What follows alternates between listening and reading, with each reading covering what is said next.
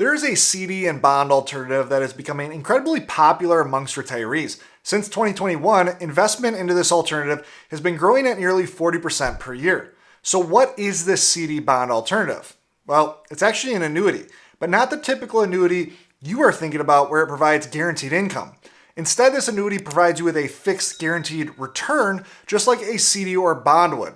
However, the guaranteed return can often be 10 to 40% higher. In this video today, I want to break down some really important details with this asset and show some lesser known benefits and drawbacks. Let's first talk about the biggest reason why these annuities are growing in popularity. And again, that's the guaranteed return. We will first start by comparing our CD and Treasury bond benchmarks. I'm going to be looking at all of these safe investments in 2 and 5 year maturities. According to Investopedia, right now the highest 2-year CD you can buy is earning 4.4% per year. Flipping over to the 5-year CD, we see the exact same rate. 4.4% is the highest. It's worth noting that it's possible there is a local credit union offering maybe a slightly higher rate, but we're going to keep the scope of this discussion to a more national basis. Next, we will look at Treasury bonds. When comparing Treasury bonds, we do not look at the coupon rates of the bonds, but rather the yield to maturity. The yield to maturity is the return you will earn if you hold that bond to its maturity, and it's calculated based off the price of the bond as well as the coupon rate. I've highlighted the yield to maturity, or YTM, with a green box here.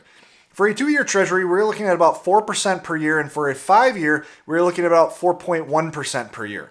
On a gross return basis, we see CDs, at least right now, provide the higher return. The fixed rate annuity we are discussing in this video is referred to as a MYGA, or multi-year guaranteed annuity. Right now on a 2-year MYGA, the top 3 contracts all offer higher returns than both CDs and Treasury bonds by a meaningful margin. You can see the top contract coming in at 4.65%, 25 basis points higher than CDs. On a 5-year MYGA, the performance gap grows even wider. Here we see the top MYGA offering a guaranteed return of 6.05%, which is over 1.5% higher than its CD counterpart. All things being equal, this is a significant upgrade on your safe asset return. In percentage term, that's a 37.5% higher return. In large part, this is why these investments have been growing so rapidly in popularity. But there's more to consider when looking at these investments than just gross returns.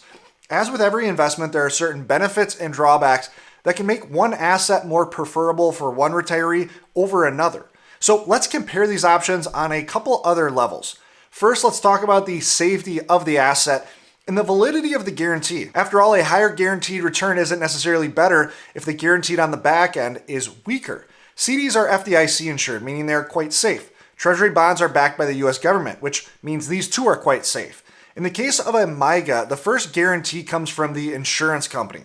They're contractually obligated to provide you with that MYGA return, just like a bank would be in the CD's case. However, if the insurance company fails, there is a state guarantee system as a backstop. Now, the exact amount the state guarantee program will backstop will vary state by state, but most states follow the industry standards of $250,000 in losses.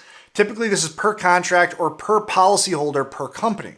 Now, broadly speaking, in terms of safety, I would rank each of these guarantees as practically having similar levels of safety. Yes, we could get pedantic here and really argue over whether FDIC is safer than the US government or a state guarantee fund backstop, but we are really arguing over theoretical worst case scenarios. To my knowledge, FDIC has never failed to cover insured deposits when a bank failed. To my knowledge, state guarantee funds have never failed to cover insured amounts when an insurer failed. Treasury bonds also have never failed to guarantee the return promised. So let's rank the safety here as the same across the board. Next, let's talk about liquidity, otherwise known as access to your money. We're going to look at partial liquidity first. Say you put $100,000 into one of these assets, but then find out you need a portion of the funds before that asset fully matures.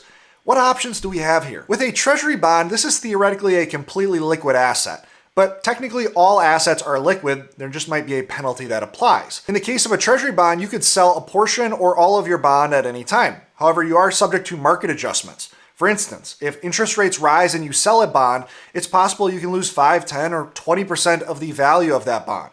Holding to maturity ensures you are not subject to interest rate risk.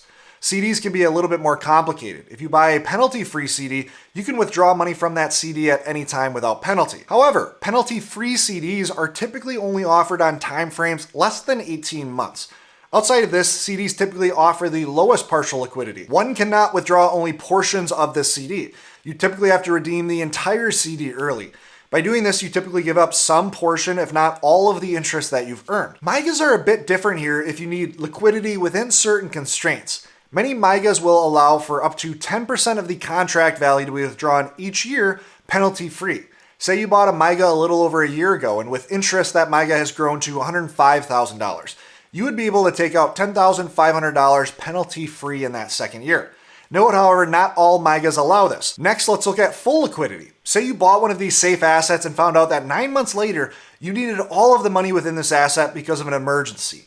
Nothing really changes here with a treasury bond. It is still technically fully liquid, but could be affected by market adjustments. Nothing really changes with a CD. You would need to redeem the entire CD, and therefore there would be a penalty of some sort that would apply, probably causing you to miss out on interest. The MYGA would be the clear loser here. If you pull out more than the allowable penalty-free withdrawal, any amount over this would be subject to the annuity's surrender charge schedule, which can be relatively high, anywhere from 5 to 10%. Now, you don't lose interest here, which means if you held a MYGA for a longer period of time, it could actually end up with more than if you bought a treasury or CD alternative. But I rank this as the worst because of the generally higher penalty. Now let's talk about tax implications. It's important to compare gross returns, but more important to compare after-tax returns. Keep in mind, tax implications only matter in these investments if they're held within a taxable account, as all of these investments would inherit the tax features of an IRA if held within an IRA. All three of these assets that we're going to be comparing here will be subject to ordinary income taxes when held in a taxable account. Treasury bonds and CD interests are taxed to you on an annual basis. This means there is a tax drag to these investments, as ongoing taxes are generally more costly than tax-deferred taxes. It's also worth noting here that treasury bonds are tax exempt on a state basis. MYGAs have an interesting tax deferral feature where you will not owe any tax until you actually withdraw from the annuity.